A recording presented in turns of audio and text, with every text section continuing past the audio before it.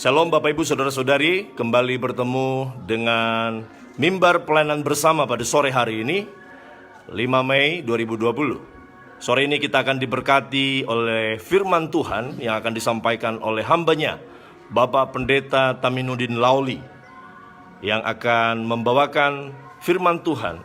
Tentu saja pasti akan memberkati kita semua. Pastikan saudara bersama keluarga mendengarkan dengan seksama. Tuhan Yesus memberkati setiap kita. Silakan Bapak Pendeta Taminuddin untuk menyampaikan isi hati Tuhan pada sore hari ini. Puji Tuhan, kembali kita bertemu di mimbar pelayanan bersama pada sore hari ini. Saya Pendeta Taminuddin Lauli menyampaikan firman Tuhan pada sore hari ini. Saya percaya bahwa mimbar pelayanan bersama ini akan terus memberkati seluruh masyarakat Nia Selatan, terlebih khusus kota Teluk Danau. Sebelum kita mendengarkan firman Tuhan, saya ajak kita bersama untuk berdoa. Bapa di surga, kami mengucapkan syukur pada sore hari ini kalau kami bertemu di udara dalam mendengarkan sabdamu melalui program mimbar bersama, mimbar pelayanan bersama di Kabupaten Nia Selatan ini. Kami tahu bukan secara kebetulan Engkau membuat program ini, mengizinkan program ini. Kami percaya Tuhan punya rencana untuk memberkati setiap hari.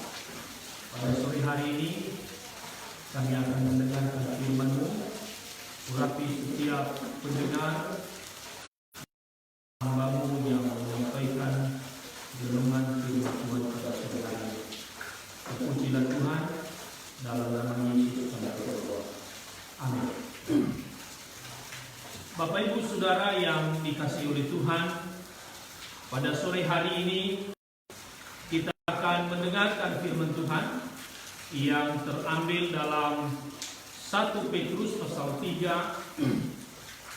ayat yang ke-10 sampai ayat yang ke-12.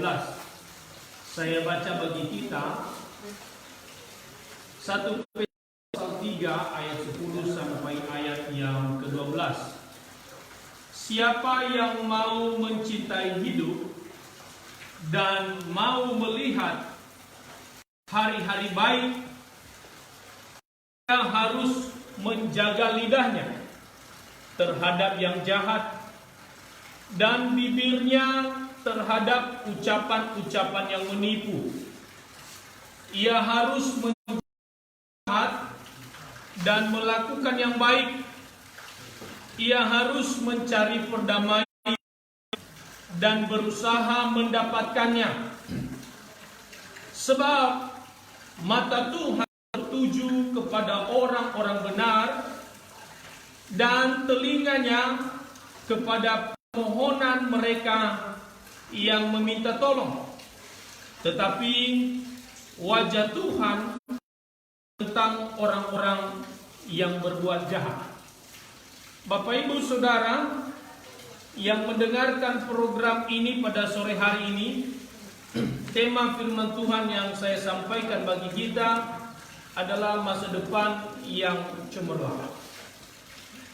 Firman Tuhan yang kita dengarkan pada sore hari ini yang dituliskan oleh Rasul Paulus kepada orang-orang Yahudi yang merantau, yang di luar daerah Israel, menuliskan kepada umat Tuhan, berkata, siapa yang mencintai hidup, mencintai hidup, harus kita mengerti apa yang disebut dengan mencintai hidup. Yang bertolak belakang dengan mencintai hidup sama dengan membenci kehidupan. mencintai hidup berbeda dengan membenci kehidupan atau membenci hidup. Di akhir-akhir ini banyak orang yang sudah mulai membenci yang disebut dengan kehidupan. Kenapa? Karena keadaan, situasi, kondisi yang begitu mencekam kehidupan mereka, sehingga orang-orang bosan untuk hidup. Bahkan ada yang mengambil tindakan yang tidak menguntungkan kehidupannya, bahkan juga masa depannya, bunuh diri. Kenapa itu terjadi? Karena putus asa, karena kekecewaan. Apalagi pada masa-masa ini ada banyak orang yang sudah putus asa dalam hidupnya, di mana pandemi corona yang sedang melanda seluruh bumi, seluruh dunia, membuat banyak orang stres, banyak orang putus asa, dan tidak lagi mencintai kehidupannya. Mereka sudah tidak punya lagi jalan keluar, dan mereka sehingga yang terakhir beberapa yang kita lihat, ada banyak orang yang mengambil tindakan-tindakan yang tidak baik. Bapak Ibu Saudara yang dikasihi oleh Tuhan, firman Tuhan mengatakan, mari kita mencintai kehidupan ini. Bagaimana kita mencintai kehidupan? Yang pertama, dengan selalu kita bersuka cita bukan karena tidak punya masalah. Kita bersuka cita bukan karena kita tidak punya persoalan dalam hidup. Kita bersuka cita yang pertama karena firman Tuhan berkata demikian. Kita bersuka cita karena Tuhan yang menjamin kehidupan kita. Kita karena Allah telah berfirman bahwa aku menyertai engkau senantiasa. Itu sebabnya Rasul Paulus mengingatkan kita untuk bersuka cita di dalam Tuhan. Kenapa? Karena ada pembelaan yang daripada Tuhan. Pertolongan Tuhan tidak pernah terlambat kita. Itu sebabnya kita harus bersuka cita. Benar yang dikatakan Rasul Paulus, bersuka citalah senantiasa. Tadi ku katakan bersuka citalah. Mungkin engkau berkata, pemirsa berkata, mana aku bersuka cita? Saya sedang dalam persoalan ekonomi, di mana usaha saya sudah mulai bangkrut, di mana usaha saya sudah mulai sepi, tidak ada pembeli, di mana saya dipecat dalam pekerjaan, dan mereka putus asa. Sebagai hamba Allah, saya mengingatkan kita semua bahwa bersuka cita suatu keputusan kita untuk mengiring Tuhan, bukan karena tidak punya masalah, tetapi kita punya Tuhan yang luar biasa. Yang kedua, kenapa kita harus mencintai kehidupan? Bagaimana kita mencintai kehidupan? Dengan cara bersyukur senantiasa. Bersyukur ini sangat penting. Sangat penting. Orang yang selalu bersyukur, maka dia mencintai kehidupan. Dia mencintai kehidupan. Bapak Ibu Saudara yang dikasihi Tuhan, mungkin engkau berkata, bagaimana saya bersyukur sedangkan saya belum makan 2 hari, sedangkan anak-anak saya belum makan. Bagaimana saya bersyukur? Saya mau sampaikan kepada Bapak Ibu Saudara yang mendengarkan firman Tuhan pada sore hari ini. Mungkin engkau punya beban pergumulan yang begitu besar, tapi saya percaya bahwa Allah begitu mengerti apa yang kau alami dalam hidup ini. Itu sebabnya Tuhan berkata, bersyukurlah senantiasa. Sekali lagi, bersyukurlah senantiasa. Kenapa? Karena di dalam ucapan syukur ada kuasa Allah dinyatakan. Di dalam ucapan syukur ada mukjizat Allah dinyatakan. Bangsa Israel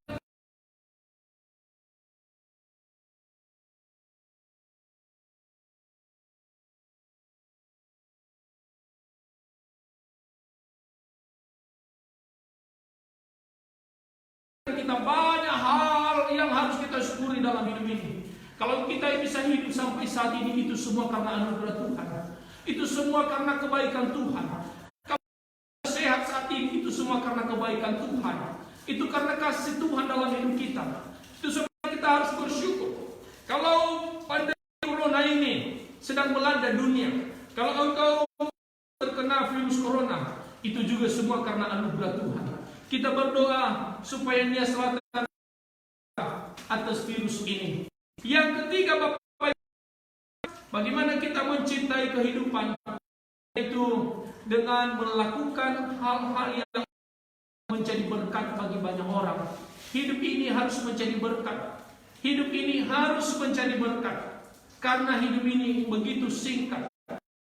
Engkau mengumpulkan harta di dunia ini tidak ada artinya. Tidak ada artinya.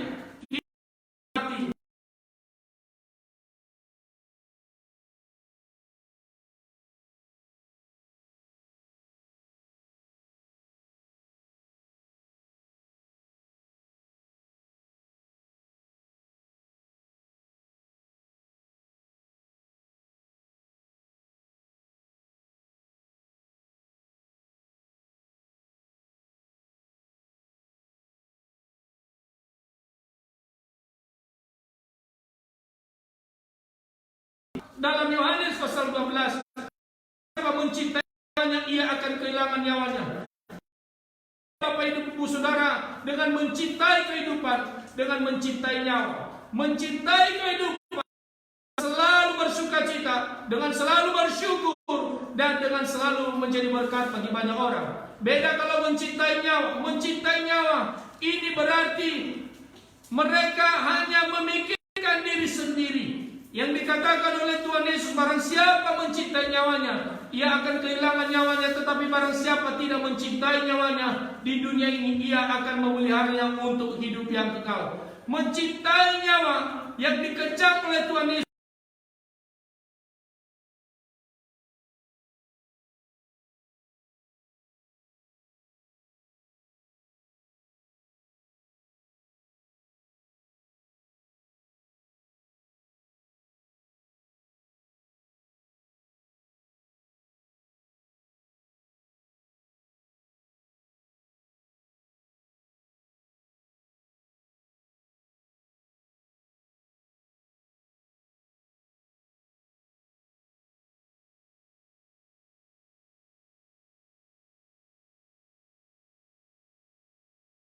Yang baru, maka kita menyebutkan itu adalah hari-hari yang baik.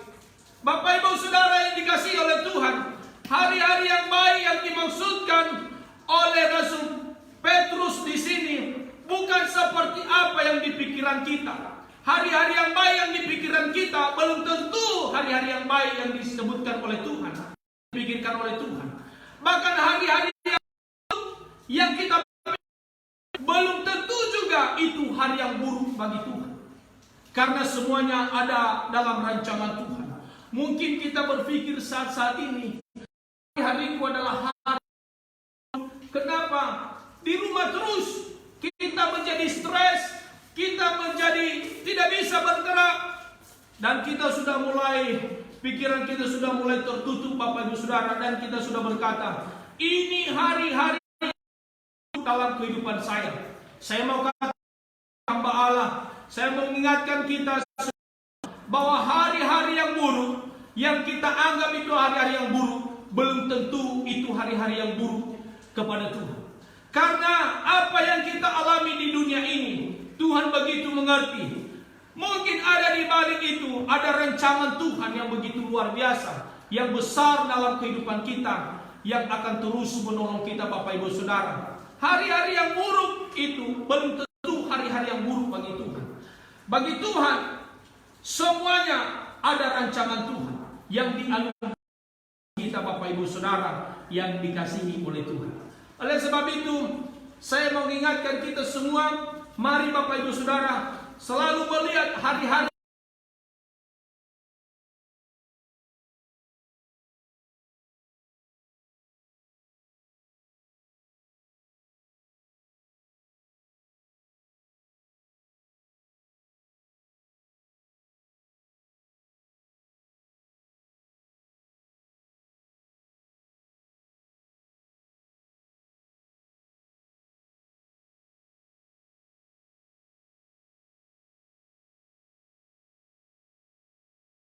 kepada Tuhan, ketika kita menggantungkan seluruhnya kepada Tuhan, di sanalah kita bisa melihat hari-hari yang penuh dengan hari-hari yang cemerlang itu, hari-hari yang membahagiakan itu, ketika kita bersama dengan Tuhan.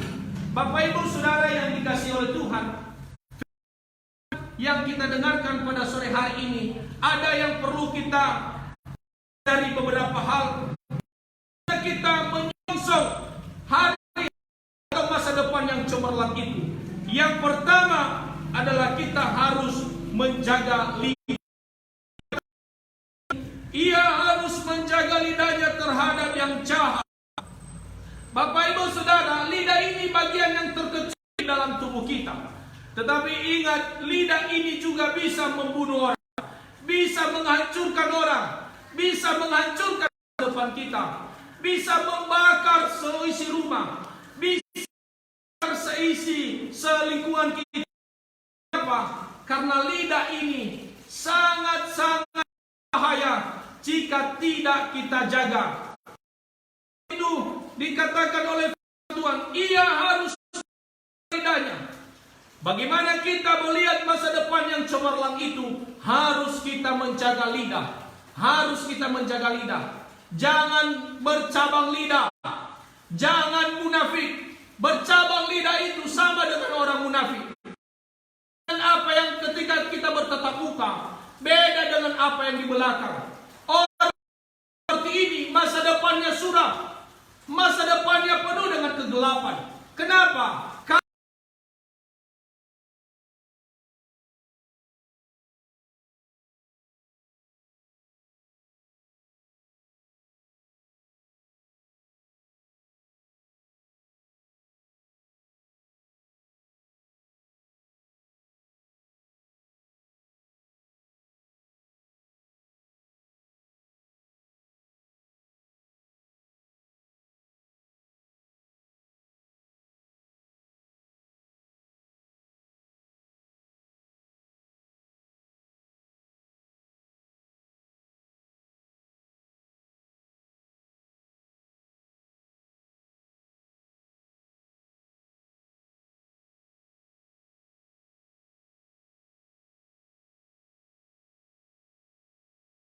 Hanya menggosip saja.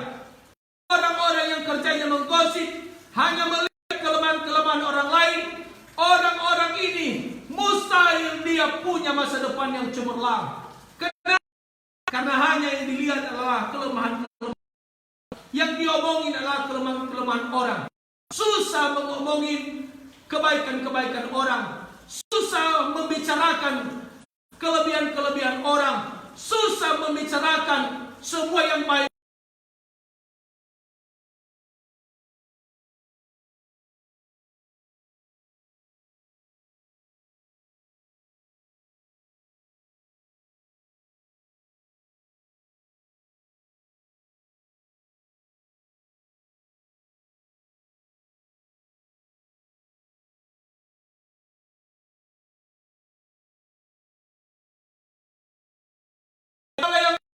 Persis apa yang kita ucapkan, apa yang kita lakukan. Ketika kita berkata-kata buruk terhadap orang lain, maka itulah yang kita makan dalam hidup ini, hal-hal yang buruk. Oleh sebab itu, mari kita gunakan untuk mengucapkan berkat kepada orang lain, supaya kita diberkati. Mari kita membicarakan kebaikan-kebaikan orang, supaya orang juga membicarakan kebaikan-kebaikan kita. Karena apa yang kita tabur, itu juga yang akan kita tuai di dalam hidup ini. Bapak Ibu Saudara yang dikasihi oleh Tuhan, ayat yang 11, ia harus menjauhi yang jahat, melakukan yang baik. Yang berikut, apa yang harus kita lakukan supaya kita memiliki masa depan yang cemerlang itu? Menjauhi yang jahat. Sudah tahu itu yang jahat, masa engkau dekat-dekat? Jangan kita dekat-dekat terhadap kejahatan. Sudah tahu orang itu seorang pencuri, masih kita berteman dengan orang itu, masih kita sering bersama-sama dengan orang itu. Bapak Ibu Saudara, mari kita jauhi yang jahat. Jangan terlena dengan kejahatan. Mungkin ada di depan kita. Mungkin uang, Bapak Ibu Saudara, di sini seringkali orang-orang tergiur karena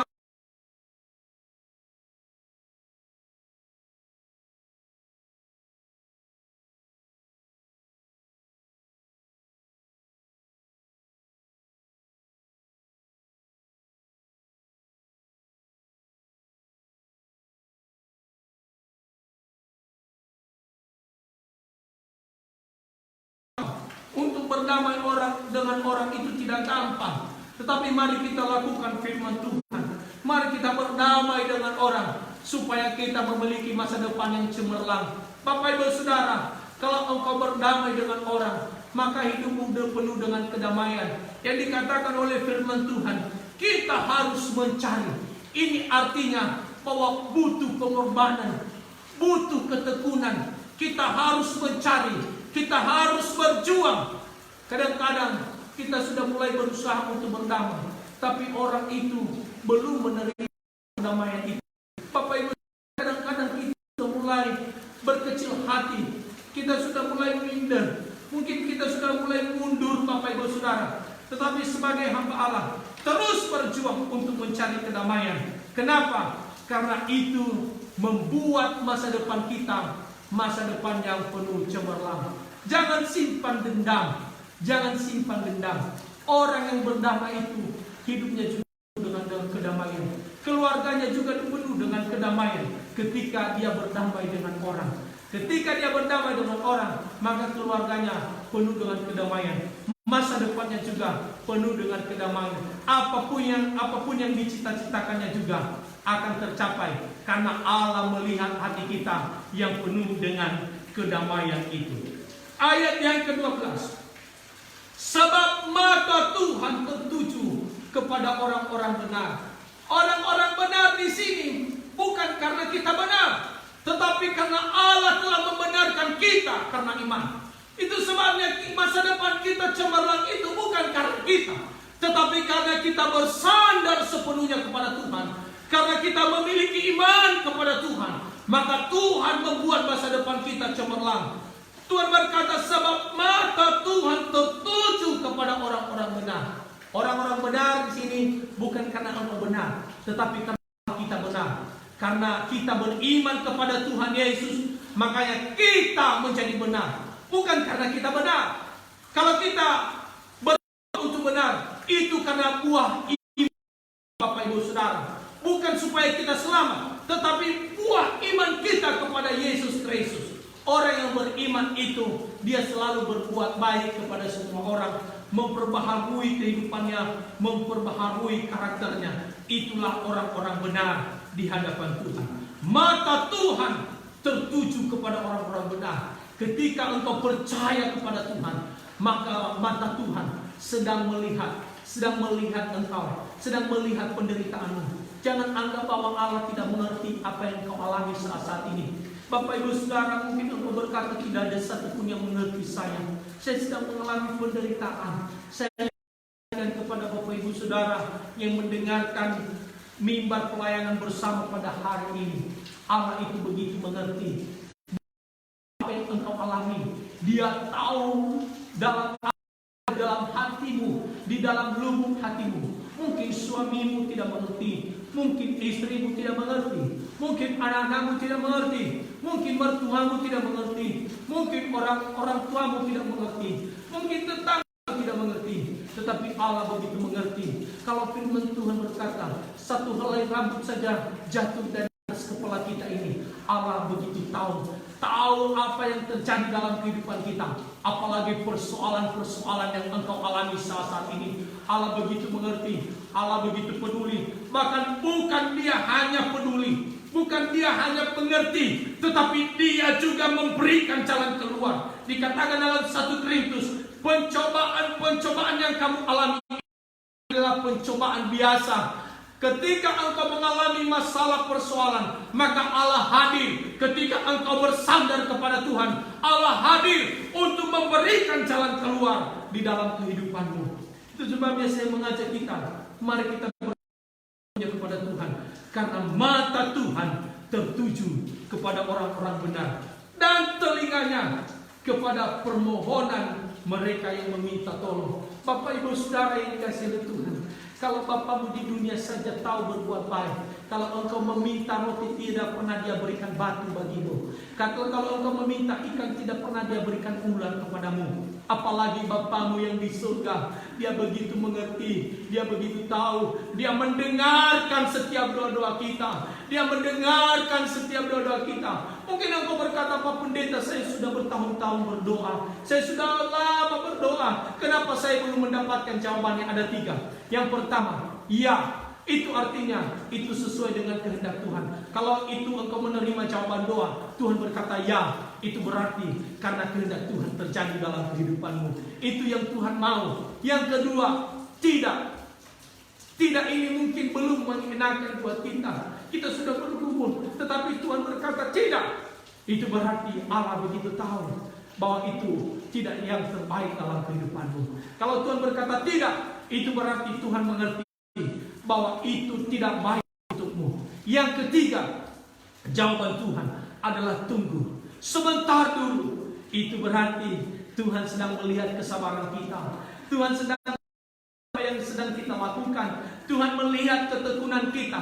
Ketika kita tekun, ketika kita sabar menantikan janji Tuhan, maka Allah tidak pernah berdusta. Apa yang difirmankan oleh Tuhan, ya dan amin dalam kehidupan kita, pasti digenapi kita, Bapak Ibu Saudara yang dikasihi oleh Tuhan. Tetapi dikatakan di sini, tetapi wajah Tuhan menentang orang-orang yang berbuat jahat. Ini yang tidak diinginkan oleh Tuhan. Dia menentang orang-orang yang berbuat jahat. Ini berarti bertolak belakang dengan orang-orang yang berbuat baik, yang beriman kepada Tuhan. Orang yang beriman kepada Tuhan diberkati. Orang yang beriman kepada Tuhan masa depan yang cemerlang. Tetapi orang-orang yang berbuat jahat, ada karmanya, ada sesuatu yang dia terima. Tapi wajah Tuhan menentang orang-orang yang berbuat jahat. Ada pertanyaan, Bapak Pendeta, saya melihat ada banyak orang jahat, hidupnya terus sukses. Ada banyak orang jahat, saya lihat dia tetap sehat. Justru orang-orang beriman kadang-kadang sakit, kadang-kadang menderita.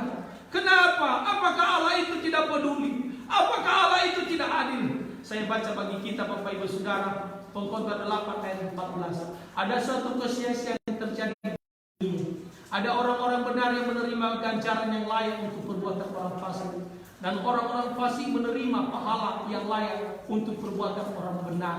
Aku berkata ini pun sia-sia. Bapak Ibu Saudara yang dikasihi oleh Tuhan, firman Tuhan ini kadang-kadang, Pak Pendeta, yang aku terima ini harusnya ini buat orang-orang yang jahat, bukan buat orang. Tetapi yang saya lihat ini, yang saya terima ini adalah hal-hal yang jahat terus. Sering saya gagal. Justru orang-orang yang berbuat fasik, orang-orang berbuat jahat, justru yang dia terima hal-hal yang baik. Yeremia 12:1 ayat 1-2 dikatakan, engkau memang benar ya Tuhan, bila mana aku berbantah dengan engkau, tetapi aku berbicara dengan keadilan. Mengapa kamu muncul hidup orang-orang fasik? Sentosa semua orang-orang berlaku tidak asli. Engkau membuat mereka tumbuh, dan mereka pun juga berakar. Mereka tumbuh subur dan menghasilkan buah juga. Memang selalu engkau di mulut mereka, tetapi jauh dari hati mereka. Ini Bapak Ibu Saudara, mereka gemuk-gemuk. Justru orang-orang Pak Pendeta, kayaknya saya lihat ini mereka kurus-kurus, kurang makan, kurang gizi. Bapak Ibu Saudara yang dikasihi oleh Tuhan, mungkin mereka sedang sakit. Bahkan saya lihat, kok orang-orang benar kena virus corona ya? Kok orang-orang jahat kenapa? Harusnya orang-orang jahat yang kena virus corona. Bapak Ibu Saudara yang dikasihi oleh Tuhan, kita tidak tahu apa rencana Tuhan. Tetapi mari kita lihat janji Tuhan. Dalam Mazmur pasal yang ke-73 dikatakan ayat yang ke-19. Saya baca bagi kita ayat 18, Bapak Ibu Saudara. Sesungguhnya di tempat-tempat licin kau taruh mereka, kau jatuhkan mereka sehingga hancur. Betapa binasa mereka dalam sekejap mata, lenyap habis oleh karena kedahsyatan. Seperti mimpi pada waktu terbangun, ya Tuhan, pada waktu terjaga. Rupa mereka kau pandang hina. Sebagai hamba Allah, saya mengingatkan kita, rancangan Tuhan beda dengan rancangan kita. Mungkin kita beranggapan bahwa kok Tuhan kadang-kadang kurang adil. Tapi saya mau katakan Allah itu begitu adil. Semua apa yang dilakukan manusia di dunia ini pasti menerima akibatnya. Termasuk yang melakukan kejahatan, dia pasti menerima akibatnya. Dikatakan betapa binasanya mereka dalam sekejap mata. Hanya sekejap mata, hancur lenyap. Hancur lenyap. Kita bisa melihat Bapak Ibu Saudara, ada banyak bencana-bencana terjadi Bapak Ibu Saudara. Sekejap mata semua hanyut, semua hancur lebur. Itulah kalau Tuhan sudah berkehendak. Ini pun kita harus mengerti rencana Tuhan. Kita harus mengerti hati Tuhan. Apa yang Tuhan mau dalam hidup ini. Kalau kita mengalami hal demikian, Bapak Ibu Saudara, jangan takut. Terus berpengharapan di dalam Tuhan. Karena Allah tidak pernah mengecewakan orang yang berharap kepada Tuhan. Allah senantiasa membela hak-hak orang yang berharap kepada Tuhan. Jadi bagaimana kita memiliki masa depan yang cemerlang itu? Yang pertama, percaya sepenuhnya kepada Tuhan. Percaya sepenuhnya kepada Tuhan. Yang kedua, jangan menyimpang ke kanan ke kiri. Terus lurus saja. Lakukan yang terbaik. Allah mengerti apa yang kita lakukan. Sekalipun manusia tidak menilai, tetapi Allah menilai apa yang kita lakukan. Yang ketiga, terus berdoa. Karena kuasa doa orang benar itu sangat besar kuasanya. Ketika kita membangun keintiman dengan Tuhan, maka Tuhan akan memberkati kita. Demi Tuhan yang saya sampaikan pada sore hari ini, semoga kita diberkati lewat firman Tuhan yang saya bagikan pada kita pada sore hari ini. Tuhan Yesus memberkati kita semua. Shalom, mari kita berdoa. Bapa, kami mengucap syukur firman-Mu yang kami dalam hidup kami. Hamba berhenti berbicara, Engkau meteraikan firman-Mu ini dalam hati kami. Kami tahu firman-Mu tidak pernah kembali dengan sia-sia. Pasti Engkau meteraikan firman ini dalam hidup kami. Pujilah Engkau Bapa, diberkati seluruh yang mendengarkan mimbar bersama, pelayanan bersama pada hari ini. Dan biarlah setiap kami yang mendengarkannya dibenarkan oleh Tuhan dan diberkati oleh Tuhan. Demi dan dalam nama Yesus kami berdoa kepada Tuhan. Haleluya. Amin. Demikianlah ibadah pada sore hari ini yang telah dilayani oleh Bapak Pendeta Taminuddin Lawli. Tentu kita semua diberkati.